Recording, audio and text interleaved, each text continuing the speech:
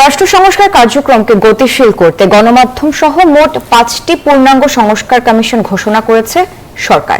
মন্ত্রিপরিষদ থেকে পাঠানো এ সংক্রান্ত সারসংক্ষেপে অনুমোদনের জন্য পাঠানো হয়েছে অন্তর্বর্তী সরকারের প্রধান উপদেষ্টা ডক্টর মোহাম্মদ ইউনূসের কাছে। আর অন্য কমিশনগুলো হলো শ্রম সংস্কার কমিশন, স্বাস্থ্য খাত সংস্কার কমিশন, নারী বিষয়ক সংস্কার কমিশন এবং স্থানীয় সরকার সংস্কার কমিশন। সরকারের সংস্কার কর্মসূচি বাস্তবায়ন করতে কাজ করবে নতুন আরো 5টি কমিশন। আগেই এমন ঘোষণা দেওয়া হয়েছিল, এবার তার কলেবর নির্ধারণ করা হলো। মন্ত্রিপরিষদ বিভাগ বলছে, গণমাধ্যমকে স্বাধীন, শক্তিশালী ও বস্তুনিষ্ঠ করতে প্রধান উপদেষ্টার অনুশাসন অনুযায়ী গণমাধ্যম সংস্কার কমিশন গঠন করে প্রজ্ঞাপন জারি করা যেতে পারে। আর এই কমিশনের প্রধান হবেন সাংবাদিক কামাল আহমেদ।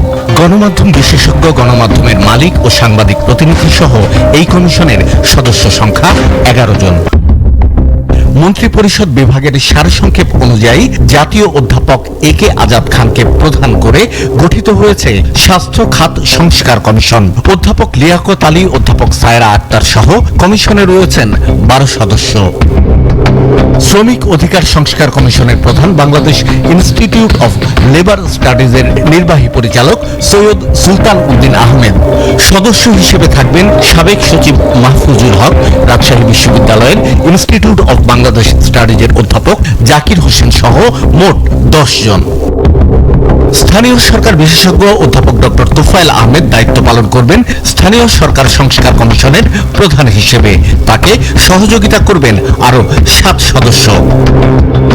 এছাড়া নারী সংস্কার কমিশনের প্রধান হিসেবে দায়িত্ব পেয়েছেন নারী পক্ষের প্রতিষ্ঠাতা সদস্য শিরিন পারভীন হক, যেখানে সদস্য 10 জন।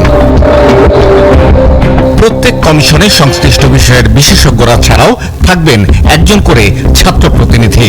মন্ত্রিপরিষদ বিভাগের আদেশে বলা হয়েছে, সংশ্লিষ্ট সব পক্ষের মতামত বিবেচনা করে কমিশন পরবর্তী 90 দিনের মধ্যে অন্তর্বর্তী সরকারের প্রধান উপদেষ্টার কাছে প্রতিবেদন হস্তান্তর করবে।